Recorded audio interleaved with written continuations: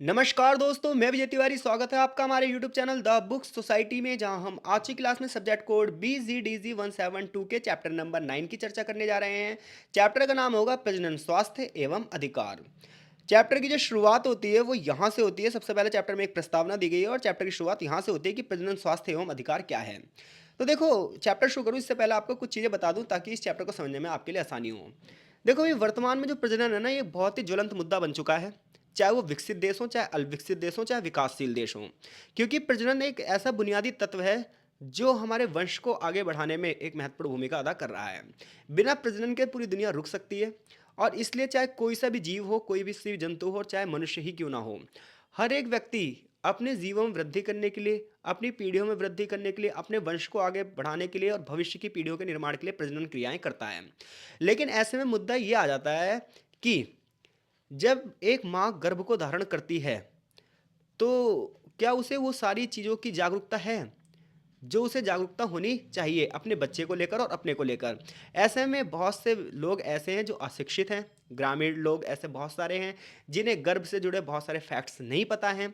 परिणाम ये होता है कि ऐसे में वो माँ और बच्चे दोनों ही मृत्यु के शिकार हो जाते हैं, या फिर उनका जो खराब स्वास्थ्य है वो पूरी ज़िंदगी भर उन्हें दर्द देता रहता है। तो ऐसे में जो ये जो प्रेगनेंसी है या गर्भ है, इससे संबंधित अवेयरनेस लोगों के अंदर ज़्यादा से ज़्यादा होनी चाहिए। इस चैप्टर में हम यही पढ़ने वाले हैं कि सरकार इस दिशा में क्या प्रयास कर रही है, कौन कौन से कार्यक्रम चला रही है और कौन सी बेसिक चीज़ें हैं जो सबको पता होनी चाहिए, और आखिर प्रजनन स्वास्थ्य इतना बड़ा मुद्दा कैसे बन चुका है। तो चलो अब शुरू करते हैं इस चैप्टर को। तो ये बात समझ में आ गई आपको कि इस चैप्टर में हम क्या पढ़ने वाले हैं, और ये बहुत ही इंपॉर्टेंट चैप्टर है। इसमें से हर बार लगभग एक क्वेश्चन पूछा ही जाता है। देखो, तो देखो, प्रजनन अधिकार वो अधिकार है जिसके अंतर्गत व्यक्ति को या दंपत्ति को, दंपत्ति का मतलब होता है पति पत्नी, तो प्रजनन अधिकार वे कानूनी अधिकार है जो व्यक्ति को या दंपत्ति को इस चीज़ की निर्णय लेने की छूट देते हैं कि वो अपने फैमिली प्लानिंग को कैसे करेंगे, कितने बच्चे करेंगे, बच्चा कब करेंगे, कितने समय अंतरालों के बाद करेंगे और किस उम्र में करेंगे। तो ये सारे जो अधिकार होते हैं, ये सारे अधिकार प्रजनन अधिकार के अंतर्गत आते हैं और इन्हें कानूनी रूप से मान्यता भी दे दी गई है। जो किताब की लैंग्वेज है वो थोड़ी सी टफ है, इसलिए मैं आपको अपनी लैंग्वेज में आसानी से समझा रहा हूँ। तो प्रजनन अधिकार वो अधिकार हैं जो व्यक्ति या दंपत्ति को प्रजनन से जुड़े हुए निर्णय लेने की क्या देते हैं, छूट देते हैं। जिसके अंतर्गत प्रजनन स्वास्थ्य आता है, उसकी आयु आती है। कई बार जो कम आयु की महिलाएं हैं, जैसे कि आपको पता है भारत में जैसे पहले बाल विवाह होता था। ऐसा नहीं है कि सिर्फ ये भारत की समस्या रही है, विश्व के बहुत सारे देशों की ये समस्या रही है कि कम उम्र में जो महिलाएं हैं उनकी शादी हो जाती थी और जिसकी वजह से उन्हें कम उम्र में ही माँ बनना पड़ता था। तो परिणाम था जो कम आयु की जो महिलाएं हैं इनको बहुत सारे संघर्षों से जूझना पड़ता था। अनअवेयरनेस थी जिसकी वजह से बड़ी समस्याएं हो जाती थी। इसके अलावा जो समाज विकसित होते गए, जो देश विकसित होते गए, यहाँ पर एक नई समस्या आई। समस्या ये आई कि कई बार महिलाएं अनचाहा गर्भ धारण कर लेती थीं। ऐसे में उन्हें गर्भपात करवाना है। अब गर्भपात को जो है, जो हमारे जैसे देश की सोसाइटी है वो बहुत ही ना निगेटिव नज़रिए से देखती है कि गर्भपात करवाना मतलब एक हिंसा है, एक हत्या है। तो ऐसे में ना शुरुआत में गर्भ निरोध जैसे जो कानून थे वो नहीं थे, कि गर्भपात के जो कानून थे वो भी बड़े स्ट्रिक्ट थे। तो अब वर्तमान में लगातार इस मुद्दे पर बहस चलती जा रही है कि कितने महीने बाद गर्भपात करवाना सुरक्षित होता है, कितने महीने बाद सुरक्षित नहीं होता है। तो ऐसे में कई बार जो अनचाहे गर्भ थे जिसकी वजह से बहुत सारी औरतों की मृत्यु हो जाती थी। तो औद्योगिकृत देशों में सुरक्षित गर्भपात के कानूनी अधिकारों की डिमांड की गई कि भई हमें गर्भपात का अधिकार मिलना चाहिए, एक महिला को इस चीज़ की स्वतंत्रता होनी चाहिए कि कब उसे बच्चा पैदा करना है, कब बच्चा पैदा नहीं करना है, ये उसकी खुद के अधिकार होने चाहिए। तो बहुत सारे देशों में अधिकार दे दिए गए हैं, भारत में भी दे दिया गया है सुरक्षित गर्भपात का अधिकार, लेकिन बहुत सारे देशों में अब भी ये मुहिम चलाई जा रही है। तो स्त्री के प्रजनन स्वास्थ्य की अवधारणा को आगे चलकर 1994 में एक मीटिंग हुई कोरिया में, और इस मीटिंग को कोरिया सम्मेलन कहा जाता है। इस सम्मेलन में ये डिसीजन लिया गया कि देखो, प्रजनन स्वास्थ्य बहुत ज़्यादा महत्वपूर्ण है और ऐसे में व्यक्ति के अधिकारों को क्या करा जाए, अवेयर किया जाए और लोगों को वो अधिकार जरूर दिए जाएं जो अधिकार उन्हें मिलने चाहिए। तो ऐसे में जो ये बॉक्स है इसमें इसको बहुत अच्छे से परिभाषित किया गया है कि जब हम अधिकारों की बात करते हैं, प्रजनन अधिकारों की बात करते हैं, तो ये उनके मूलभूत अधिकार होने चाहिए जिसमें उन्हें निर्णय लेने की स्वतंत्रता हो कि वे कब, कितने और कितने अंतरालों के बाद बच्चे पैदा करेंगे, तथा ऐसा करने की उनको जानकारी मिलनी चाहिए, सारे साधन होने चाहिए, सरकार को सारी चीज़ें प्रोवाइड करवानी चाहिए। इसके साथ साथ यौन और प्रजनन स्वास्थ्य को उच्च स्तर पर प्राप्त करने का उन्हें अधिकार होना चाहिए। इसके अंतर्गत उन्हें निर्णय लेने का अधिकार होना चाहिए, किसी प्रकार का उनके साथ भेदभाव नहीं होना चाहिए और हिंसा नहीं होनी चाहिए। ये सारी चीज़ें प्रजनन अधिकार के अंतर्गत आती हैं। तो प्रजनन अधिकार एक व्यापक ढांचा है जिसके अंतर्गत प्रजनन स्वास्थ्य को इसमें जोड़ा जाता है। प्रजनन स्वास्थ्य की जो परिभाषा है वो चौथे महिला सम्मेलन 1995 में प्रस्तुत की गई, जिसे बीजिंग घोषणा भी कहा जाता है। यानी कि चीन के बीजिंग में ये घोषणा जारी हुई थी अंतर्राष्ट्रीय महिला सम्मेलन में, जो कि चौथा सम्मेलन था, जिसमें महिलाओं के स्वास्थ्य पर बहुत ज़्यादा चर्चा की गई। इसमें ये कहा गया कि महिलाओं को कानूनी और सुरक्षित गर्भपात कराने का अधिकार मिलना चाहिए, और जिससे जन्म दर को नियंत्रित करने में मदद मिलेगी। इतना ही नहीं, अगर कोई महिला प्रजनन कर रही है तो उसे गुणवत्तापूर्ण स्वास्थ्य सुविधाएं भी मिलनी चाहिए। प्रजनन के चुनाव करने में शिक्षा का अधिकार भी होना चाहिए। अब मुद्दा ये आता है कि ये तो बात हो गई अधिकार की, कि प्रजनन से जुड़े अधिकार होने चाहिए, और भाई ये बात तो ठीक ही है कि हर एक व्यक्ति को ये अधिकार होना चाहिए कि वो कब, कितने और कितने अंतराल बाद कितने बच्चे पैदा करेगा। लेकिन बात ये आती है कि जब कोई व्यक्ति इस प्रक्रिया में भागीदारी हो रहा है, तो क्या उसे वो बेसिक नीड मिल रही है जो एक बेसिक नीड मिलनी चाहिए। प्रेगनेंसी के दौरान जो टीकाकरण होता है, जो टीके होते हैं, बहुत सारी दवाइयों की ज़रूरतें होती हैं, क्या कितनी दूरी पर अस्पताल होने चाहिए, डिस्पेंसरियाँ होनी चाहिए, आशा कार्यकर्ता होनी चाहिए, जो ये पूरी की पूरी जो चैन सिस्टम चल रही है, तो क्या ये पूरी पूरी चैन सिस्टम हर सोसाइटी में है, या फिर लोगों को गांव से शहरों की तरफ भागना पड़ता है। तो इससे जुड़े हुए जो विभिन्न मुद्दे उठते रहते हैं, ये सब मुद्दे प्रजनन स्वास्थ्य अधिकार के अंतर्गत आते हैं। यानी कि ये राइट्स तो होने चाहिए कि आपको हर एक गवर्नमेंट, जब आपको गवर्नमेंट को इतना टैक्स पे कर रहे हो, तो हर गवर्नमेंट को कम से कम इतनी सुविधाएं देनी चाहिए। तो ये तो बात होगी प्रजनन स्वास्थ्य अधिकारों की। अब बात यह है कि प्रजनन स्वास्थ्य क्या है। तो प्रजनन स्वास्थ्य का मतलब यह है कि आपको शारीरिक रूप से, मानसिक रूप से और सामाजिक रूप से कल्याण की अवस्था होनी चाहिए। यानी कि मानसिक रूप से आपको डिप्रेशन नहीं होना चाहिए, शारीरिक रूप से आप सक्षम होने चाहिए, क्योंकि जितनी ज़्यादा स्वस्थ माँ होगी उतना ही ज़्यादा स्वस्थ क्या होगा, उसका बच्चा होगा। तो प्रजनन स्वास्थ्य के अंतर्गत शारीरिक रूप से, मानसिक रूप से और सामाजिक रूप से सुरक्षित रखा जाता है। इसके अंतर्गत किसी प्रकार की दुर्बलता नहीं होनी चाहिए। इसके अलावा किसी भी प्रकार की बीमारी नहीं होनी चाहिए। तो प्रजनन स्वास्थ्य की परिभाषा आप समझ गए। अब देखो, प्रजनन स्वास्थ्य केवल स्त्री से जुड़ा हुआ मुद्दा नहीं है, बल्कि ये पुरुष से भी जुड़ा हुआ मुद्दा है, क्योंकि स्त्री और पुरुष दोनों के ही जीन्स बच्चे में काम आते हैं।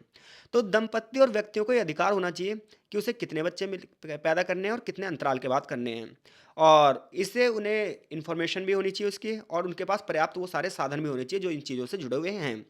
स्त्री अपनी प्रजनन उर्वरता को और इससे संबंधित जानकारी को और इससे अच्छी स्वास्थ्य सुविधाओं को उपलब्धता के आधार पर नियमन करें। यानी कि सारे रूल और रेगुलेशन उसे पता हो, और उसी के आधार पर वो सारी चीज़ों को लेकर आगे चले। भारत जैसे देशों में आप देखोगे ना, पता है आपको कि बहुत सारे लोग अवेयर ही नहीं, उन्हें पता ही नहीं कहाँ जाना है कहाँ नहीं जाना, उन्हें उस योजनाओं का लाभ ही नहीं मिल पाता जो योजनाएं गवर्नमेंट चला रही हैं। तो प्रजनन जो उर्वरकता है उसका नियम करने के लिए चुनाव के आधार पर परिवार नियोजन के लिए सुरक्षित, प्रभावी और सहज स्वीकार्य तरीके उपलब्ध करवाने चाहिए। प्रसवकालीन जो मृत्यु होती है उससे छुटकारा दिलाने के लिए गवर्नमेंट को अच्छी से अच्छी टेक्नोलॉजी को प्रोवाइड करवाना चाहिए। स्वस्थ बच्चे का गर्भधारण तथा जन्म की पूरी सुविधाएं होनी चाहिए। ये सब प्रजनन स्वास्थ्य के अंतर्गत आता है। और कोरिया सम्मेलन के दौरान और भी बहुत सारी सिफारिशें की गई थी, जैसा कि इस बॉक्स में समय समय पर जो राष्ट्रीय सम्मेलन हुए हैं उसमें स्वास्थ्य से जुड़े कुछ अधिकार दिए गए हैं जिसकी चर्चा की गई है। तो कुछ अधिकार मैं बता देता हूँ। तो देखो, आर्थिक, सामाजिक और सांस्कृतिक अधिकारों का जो अंतर्राष्ट्रीय पत्र घोषित किया गया, अंतर्राष्ट्रीय घोषणा जो जारी की गई, उसके आर्टिकल 10 में यह था कि बच्चे के जन्म के पहले और बाद में एक निश्चित अवधि के दौरान माताओं को विशेष सुरक्षा दी जानी चाहिए। क्योंकि देखिए, माता का जो स्वास्थ्य है और माता का जो शरीर है वो सबसे ज़्यादा संघर्षों में होता है इस दौरान। तो महिला जब गर्भ धारण करती है तो उसके बाद से लेकर बच्चा पैदा हो जाने तक ही वो सिर्फ खतरे में नहीं रहती, बल्कि बच्चा पैदा होने के भी 1 साल बाद तक महिला खतरे में रहती है, अगर उसे सही से पर्याप्त न्यूट्रिशंस ना मिलें। तो ऐसे में वो यही कह रहा है कि इस अनुच्छेद के माध्यम से कि ना सिर्फ बच्चे के जन्म से पहले बल्कि जन्म के बाद भी महिलाओं को एक निश्चित अवधि तक जितनी भी सुरक्षाएं हैं वो प्रोवाइड होनी चाहिए। और इसके लिए देखिए, भारत की बात करोगे तो भारत में ऐसा गवर्नमेंट कर भी रही है। जैसे कि आप देख रहे हो, आशा कार्यकर्ता आंगनवाड़ियों के माध्यम से बहुत सारे लोगों तक बहुत सारी सुविधाओं की प्रोवाइड करवाई जा रही हैं। ऐसे ही दूसरे जो पैराग्राफ में लिखा गया है कि महिलाओं के विरुद्ध कोई भी भेदभाव नहीं होना चाहिए, इसके संबंधित एक घोषणा की गई आर्टिकल 12(2) में ये लिखा गया है कि सरकार ये सुनिश्चित करेगी कि महिलाओं को गर्भावस्था के दौरान घर में रहने और प्रसव के बाद की अवधि में सारी सेवाएं मिल रही हैं या नहीं मिल रही हैं, और ये सारी सेवाएं मुफ्त होनी चाहिए। गर्भावस्था और स्तनपान कराने के दौरान भी पर्याप्त पोषक आधार मिलने चाहिए उन्हें। अब देखो, ये घोषणा इसलिए की गई होगी क्योंकि आप अल्पविकसित देशों में देखोगे, गरीब देशों में देखोगे और पिछड़े हुए समाजों में देखोगे तो ज़्यादातर पता है क्या होता है, बच्चा पैदा होने के बाद लोग खुशियों में डूब जाते हैं और उसके बाद महिला के पर्याप्त पोषण पर ध्यान नहीं दिया जाता। परिणाम ये रहता है कि आने वाले टाइम पे महिला का शरीर पूरी तरीके से खत्म हो जाता है। CEDAW के अनुच्छेद 12 के 24वें सामान्य स्थिति में सरकार को निर्देश दिया गया है कि मातृत्व मृत्यु को रोकने के लिए जिम्मेदारी सरकार ले। मातृत्व मृत्यु होती है जो गर्भधारण के दौरान या फिर बच्चा पैदा के दौरान जो महिलाएँ मर जाती हैं, उसे मातृत्व मृत्यु दर में रखा जाता है। तो ऐसे में मातृत्व मृत्यु दर पहले बहुत ज़्यादा थी, उसका रीज़न ये था बहुत कम उम्र में महिलाएँ जो हैं माँ बन जाती थी और बार-बार बच्चा पैदा करने की वजह से वो मर जाती थीं। तो ऐसे में सरकार को ज़िम्मेदारी दी गई है कि वो मातृत्व मृत्यु को रोकने के लिए ज़िम्मेदारी ले, इसके लिए सरकार अवेयरनेस प्रोग्राम चलाए और पर्याप्त जो है स्वास्थ्य सुविधाएँ भी दे। खास तौर पे ग्रामीण महिलाओं की समस्याओं पर ध्यान दिया जाए। इसके अलावा इस एमडीजी जो लक्ष्य है, मिलेनियम डेवलपमेंट गोल है, इसमें भी मातृत्व, स्वास्थ्य और मृत्यु दर में सुधार लाने के लिए विश्व भर में 2015 तक सभी लोगों को स्वास्थ्य सुविधाएं मिल जानी चाहिए, ऐसी घोषणा इंटरनेशनल लेवल पर की गई है। तो इससे पता चलता है कि नेशनल लेवल और इंटरनेशनल लेवल पर बड़े पैमाने पर बहुत सारे प्रोग्राम चलाए जा रहे हैं, जो कि लोगों को प्रजनन स्वास्थ्य संबंधी अधिकारों को समझा रहे हैं और उनसे जुड़ी हुई सभी चीज़ों को बता रहे हैं। अब हम भारत की बात करें तो भारत में प्रजनन और बाल स्वास्थ्य कार्य नीति क्या है? तो भारत में कार्य योजनाएँ समय-समय पर चलाई जाती रही हैं। भारत में जैसे-जैसे गवर्नमेंट चेंज होती गई हैं और जैसे-जैसे गवर्नमेंट अवेयर होती गई है, वैसे-वैसे नियम और कानून समय-समय पर बनते गए हैं। जैसे कि सरकार ने सस्टेनेबल डेवलपमेंट गोल चलाया है, यानी कि सतत आर्थिक विकास। सतत आर्थिक विकास का मतलब होता है कि ना सिर्फ आज का विकास हो, बल्कि आने वाली पीढ़ियों का भी विकास हो। बालिकाओं के लिए शिक्षा की बात की गई है, लैंगिक समानता की बात कर रही है हमारी गवर्नमेंट, महिला सशक्तिकरण को बढ़ावा दे रही है, शिशु बाल मृत्यु दर में कमी लाने के प्रयास किए जा रहे हैं, प्रजनन और यौन स्वास्थ्य सेवाओं की पूरे विश्व भर में उपलब्धता करवाई जा रही है। तो ऐसे में इन कार्य योजनाओं का जो लक्ष्य है वो यही है कि प्रत्येक व्यक्ति को प्रजनन और स्वास्थ्य अधिकार हों। 1997 में इंडियन गवर्नमेंट ने सरकारी स्तर पर आरसीएच प्रोग्राम को अपनाया था।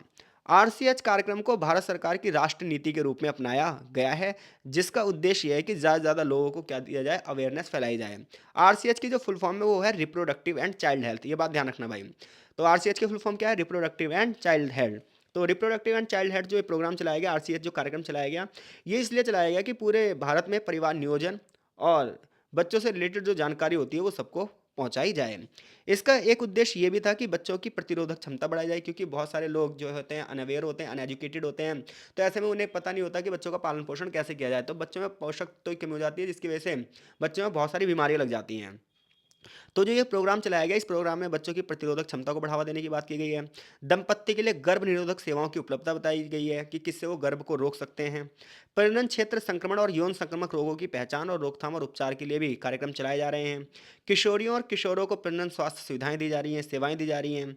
इसके अलावा गर्भावस्था के दौरान स्त्रियों की जो ग्रीवा और गर्भाशय कैंसर की जो पहचान है, रोकथाम उपचार, इसके लिए भी प्रयास किए जा रहे हैं, क्योंकि बहुत सारे लोगों को इन सब के बारे में जानकारी नहीं होती। तो कुल मिलाकर आरसीएच कार्यक्रम के दौरान परिवार नियोजन को सबसे ज़्यादा बढ़ावा दिया जाता है।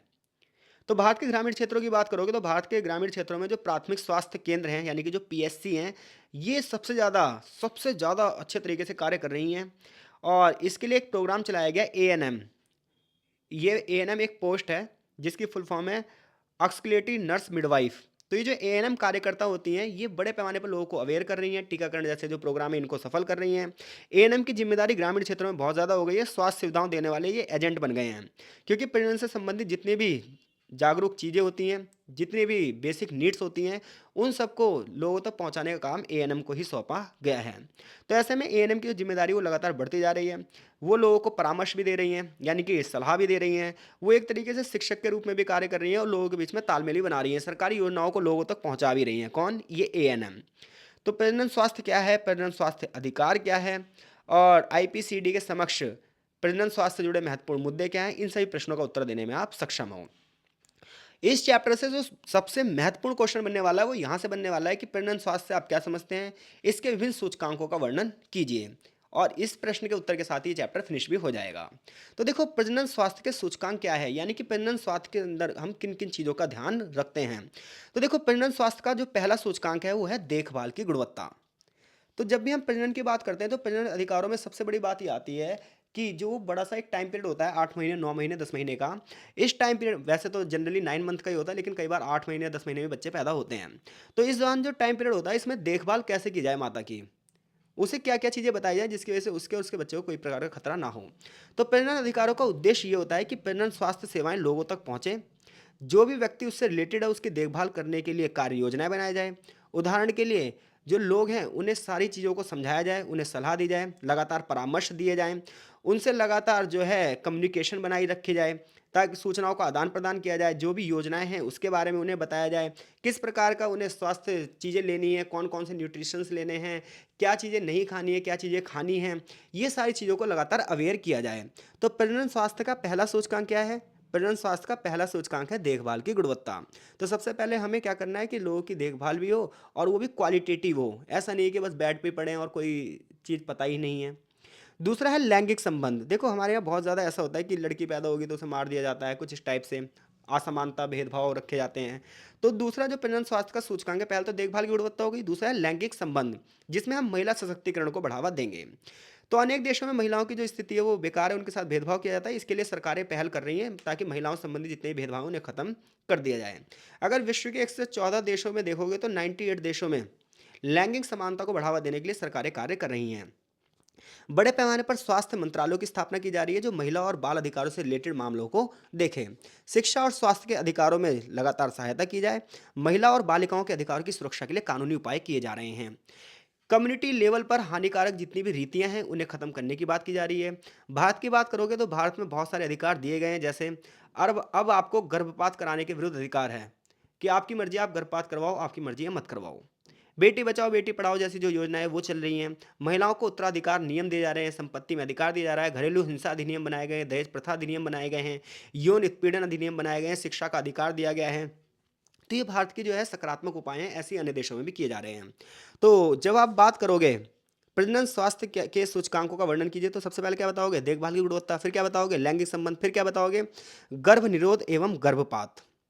तो प्रजनन स्वास्थ्य एवं अधिकारों की एक महत्वपूर्ण कड़ी है। इसमें नारीवादियों का योगदान है कि हर एक महिला को कम से कम ये अधिकार होना चाहिए कि उसे कब बच्चे पैदा करने हैं और कब नहीं।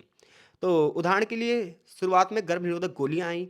इन गर्भ निरोधक गोलियों से बहुत ज़्यादा पॉजिटिव इम्पैक्ट आया लोगों के ऊपर, क्योंकि इससे गर्भ जो अनचाहे गर्भ धारण है उनसे बचने के लिए महिलाओं को एक जरिया मिल गया। इसी प्रकार से अनचाहे गर्भ का परिणाम क्या होता है? गर्भपात करवाना पड़ता है, जो बहुत सारे देशों में गैर कानूनी है।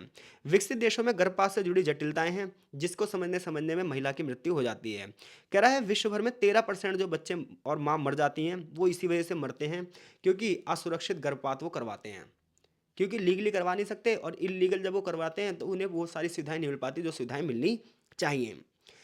तो गर्भपात और गर्भ निरोध से रिलेटेड जो कार्यक्रम है ये चलाए जाने चाहिए। भारत की बात करोगे तो यहाँ पर आंकड़े दिए हैं, भारत में लगभग 1.7% गर्भवती महिलाओं को बहला फुसलाकर उनके गर्भ को गर्भपात करवा दिया जाता है। 4 से 6 मिलियन गर्भपात गैर कानूनी रूप से कराए जाते हैं भारत में, लगभग 9 से 16% तक, जिसमें बच्चे और माओ की मृत्यु हो जाती है।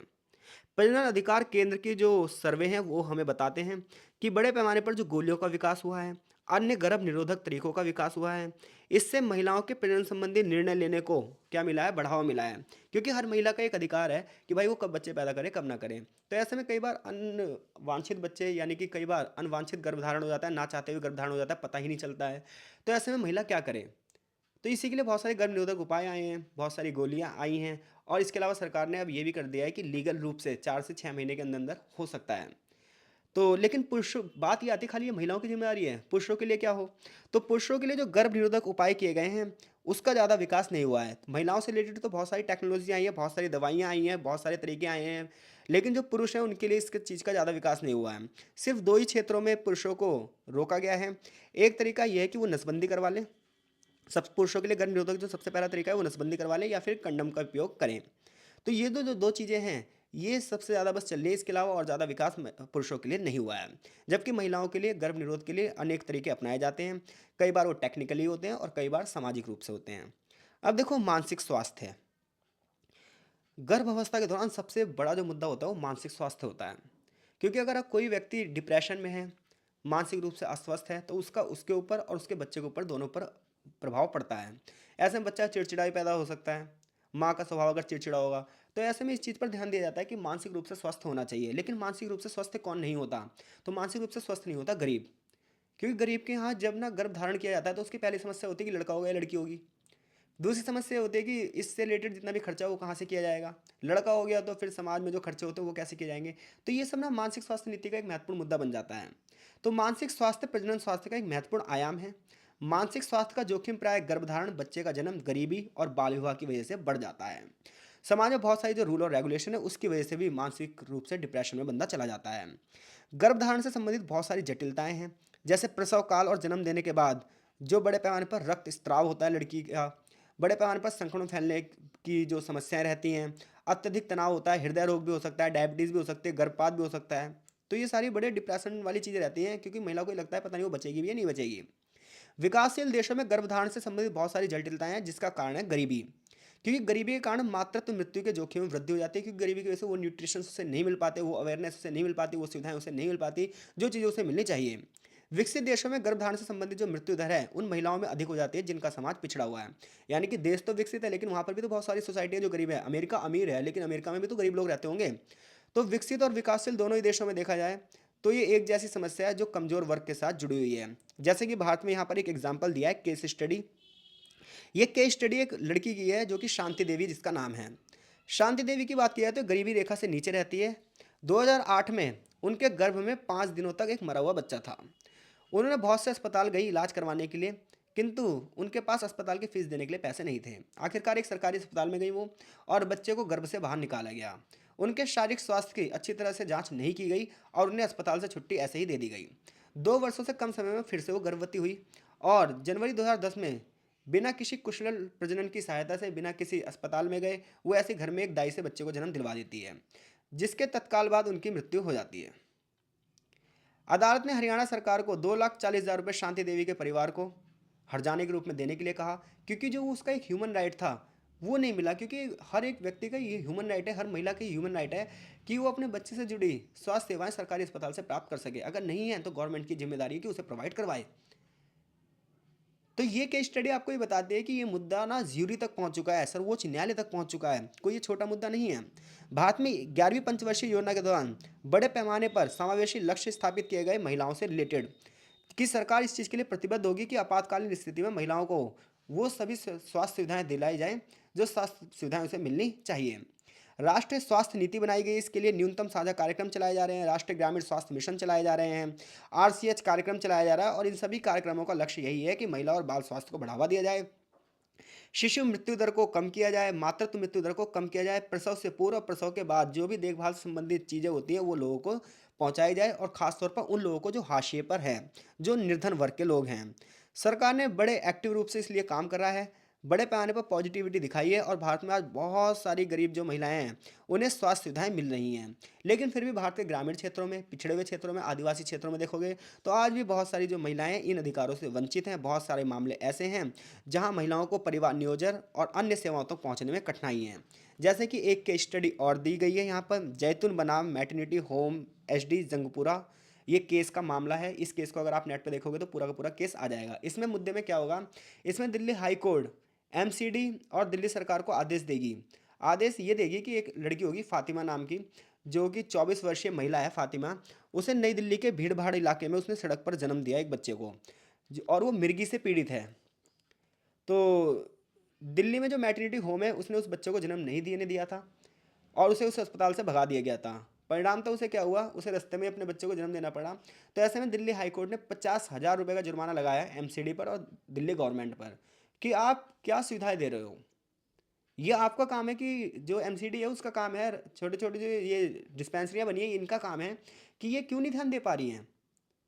क्या लोग इतने मजबूर हो गए हैं कि उन्हें रोड पर बच्चा पैदा करना पड़ रहा है। तो हाई कोर्ट ने इसके लिए एक डिसीजन दिया। ये आप केस और अच्छे से देख सकते हो। तो ये सब मुद्दे ऐसे ज्वलंत मुद्दे हो गए हैं कि आज लगातार ये हाईलाइटेड बन चुके हैं। अगला जो सूचकांक है वो है किशोर और किशोरियों के प्रजनन अधिकार। तो किशोरियों और किशोरों की बात की जाए तो इनके प्रजनन और यौन स्वास्थ्य पर बहुत बल दिया जा रहा है। बहुत सारे देश में युवक और युवतियों को प्रजनन और यौन स्वास्थ्य पर चर्चा की जा रही है।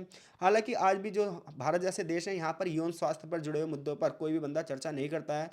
लोग बातचीत नहीं करते हैं, शर्म और झिझक रखते हैं, जिसकी वजह से बहुत सारे रोग इसके लिए होते हैं। तो इसके लिए बहुत सारे एनजीओ सेक्टर, बहुत सारे कार्यक्रम चलाए जा रहे हैं जिनके माध्यम से लोगों को इन जैसी चीज़ों से जो रिलेटेड मुद्दे हैं वो समझाए जा रहे हैं। महिला पंचायतों की स्थापना की जा रही है ताकि महिलाओं को इन चीज़ों से रिलेटेड समझाया जाए। उसका उसका कारण ये है क्योंकि अगर आपके पास शिक्षा से आप वंचित हैं, आपको चीज़ों के बारे में नहीं पता है, तो डेफिनेटली आप ना एक बहुत खतरनाक रास्ते पर चल रहे हैं और जिसका अंतिम लक्ष्य मृत्यु हो सकता है। तो अगर आपसे क्वेश्चन ये पूछा जाए कि प्रजनन स्वास्थ्य के सूचकांक क्या है, तो आप क्या बताओगे? देखभाल की गुणवत्ता, लैंगिक संबंध, गर्भ निरोध, इसके साथ साथ मानसिक स्वास्थ्य, राष्ट्रीय स्वास्थ्य नीति, इसके अलावा किशोर और किशोरियों का प्रजनन अधिकार, ये सारी चीज़ें आप प्रजनन स्वास्थ्य सूचकांक में बताओगे। आगे चैप्टर में बात की गई है जो भारत में प्रजनन और बाल स्वास्थ्य नीति चल रही है, क्या ये वास्तव में अपने कार्य कर पाई है? तो इसकी एक समीक्षा की जा रही है। तो बड़े पैमाने पर इंटरनेशनल ऑर्गेनाइजेशंस हैं, महिला स्वास्थ्य आंदोलन चल रहे हैं, बड़े पैमाने पर एनजीओ वर्क कर रही हैं। ऐसे में इनके सामने जो चुनौतियां हैं, वो चुनौतियां ये हैं कि इतने बड़े क्षेत्र में किस प्रकार से लोगों की सोच को बदला जाए। बहुत से जो स्वास्थ्य कार्यक्रम है ये समाज के जो सांस्कृतिक अवरोध हैं उनका सामना करते हैं, आर्थिक स्थितियों का सामना करते हैं, क्योंकि बहुत सारे समाज आज भी निर्धनता रेखा से नीचे रह रहे हैं। करोड़ों लोग ऐसे हैं जिनके पास अच्छे घर नहीं हैं, उतनी जगह नहीं है। करोड़ों करोड़ लोग ऐसे हैं जिनके पास उतना पैसा नहीं है कि वो पर्याप्त न्यूट्रिशंस ले सकें, पर्याप्त पोषण ले सकें। आज भी बहुत सारी लड़कियां ऐसे माँ बन जाती हैं जिनके पास ना कुछ भी खाने के लिए पैसा नहीं है, अच्छा पहनने के लिए पैसा नहीं है। तो ऐसे में जो ये समस्याएं आ रही हैं ये कहाँ से पूरी की जाएं? तो प्रजनन और बाल स्वास्थ्य नीतियाँ जो हैं वो ऐसे में कागजों पर सिर्फ एक ठप्पा बनकर रह जाती हैं। परिणाम ये होता है कि बहुत सारे जो बच्चे होते हैं वो कुपोषण का शिकार हो जाते हैं और बहुत सारी महिलाएं बच्चे को जन्म देने के बाद मर जाती हैं। तो महिलाओं इसके अलावा बात ये भी नहीं है, बात ये भी है कि लोग जो हैं वो प्रजनन स्वास्थ्य को बढ़ावा नहीं दे रहे हैं, उनके पास अवेयर नहीं है, लोग शिक्षित नहीं होना चाहते हैं और ऐसे मुद्दों पर खुलकर बात नहीं करना चाहते हैं। तो ये इनके सामने कुछ चुनौतियां हैं। जैसे ग्रामीण इलाकों में आज भी देखोगे तो परंपरागत तरीके से ही चीज़ों को आगे बढ़ाया जाता है। यहाँ पर कुछ पॉइंट दिए हैं कि प्रजनन स्वास्थ्य और अधिकारों की बात की जाए तो इसका समर्थन करने के लिए, इसे लागू करने के लिए और भी अच्छे तरीके से चीज़ों को करने की आवश्यकता है। प्रजनन स्वास्थ्य की जो अवधारणा लगातार महिलाओं, नीति निर्माताओं और स्वास्थ्य कर्मियों में असहजता लाती है। महिला अधिकारों के लक्ष्य के लिए जो आरसीएच नीति है, इसके बावजूद हम जनसंख्या के लक्ष्यों को प्राप्त नहीं कर पा रहे हैं, हालांकि सरकार इसके लिए प्रयास कर रही है। जमीनी स्तर पर जब हम आरसीएच नीति को लागू करते हैं तो ये स्वास्थ्य जैसी अवधारणाएं जो हैं इसमें जटिल विषय बन जाता है, क्योंकि लोगों को कितना भी अवेयर कर लो लेकिन वो मानते नहीं हैं। बाल स्वास्थ्य को महिलाओं के प्रजनन स्वास्थ्य के साथ जोड़ दिया गया है। यानी कि क्योंकि ये बात, जैसे कि आप बहुत सारे प्रोग्राम ऐसे देखते होंगे 6 महीने तक बच्चों को स्तनपान करवाना चाहिए, आपने बहुत जगह ऐसे पोस्टर लगे हुए देखे होंगे। तो ये क्योंकि बाल स्वास्थ्य जितना अच्छा होगा वो महिलाओं के प्रजनन से स्वास्थ्य से भी उतना ही अच्छा होगा। तो ऐसे में महिलाओं के जो मुद्दे हैं, मातृत्व की जो उनकी भूमिका है, उनकी जो जिम्मेदारी है, ऐसे मुद्दों को सुलझाना बहुत कठिन हो गया है। उसका रीज़न यही है, लोगों के पास इतनी बिजी लाइफ में इतना समय ही नहीं है कि उन मुद्दों को देखें। कुछ हद तक जो आरसीएच कार्यक्रम है ये सफल भी हुआ है, इसकी जो थ्योरी है वो परिवार नियोजन तक गई भी है। ऐसे में जो एकांकी महिलाएं हैं वो इन सेवाओं के दायरे से लगातार बाहर जा रही हैं। जो अकेलेपन की जो शिकार हैं महिलाएं, उन्हें इन स्वास्थ्य सुविधाओं का लाभ नहीं मिल पा रहा है। आईसीपीडी ने महिला के स्वास्थ्य के मुद्दों को सुरक्षित गर्भपात और महिलाओं के प्रजनन अधिकार को गर्भ निरोध के चुनाव तक ही सीमित कर दिया है। आज बड़े पैमाने पर जो परिवार नियोजन का जो लक्ष्य रखा जा रहा है वो उसका लक्ष्य ये नहीं है कि जनसंख्या कंट्रोल की जाए। उसका लक्ष्य ये भी है कि देखो एक महिला जो है ना, वो हद से ना 2 या 3 बच्चे के बाद क्या हो जाती है, उसकी जो शरीर है वो टूट जाता है। तो ऐसे में ना इससे ज़्यादा जब बच्चे पैदा किए जाते हैं तो उससे क्या होता है, उससे महिला के स्वास्थ्य को खतरा होता है। तो परिवार नियोजन ना सिर्फ इसलिए ज़रूरी है कि जनसंख्या को कंट्रोल किया जाए, बल्कि देखो इसलिए भी ज़रूरी है कि वो जो माँ है ना उसका भी स्वास्थ्य बना रहे, क्योंकि आखिरकार वो भी तो एक मनुष्य है, कोई मशीन तो है नहीं। तो सोसाइटी को इस हिसाब से लेकर चलना चाहिए कि जो ये वाली चुनौती है ये खत्म हो जाए। तो देखा जाए तो प्रजनन और बाल स्वास्थ्य जो नीति है इसमें बहुत सारे कार्यक्रम चलाए जा रहे हैं, बहुत सारे रूल और रेगुलेशन चलाए जा रहे हैं, इसके लिए बहुत सारे सरकार ने नियम भी बनाए हैं। लेकिन मुद्दा ये आता है कि ये जनता तक पहुंच नहीं पा रहे। उसके लिए जो चुनौतियां हैं उसमें सबसे बड़ी चुनौती आर्थिक चुनौती है और सामाजिक प्रथाएं एक बड़ी चुनौती बनकर उभरी हैं। आगे चैप्टर का सारांश दिया गया है और चैप्टर यहीं पर फिनिश हो जाता है।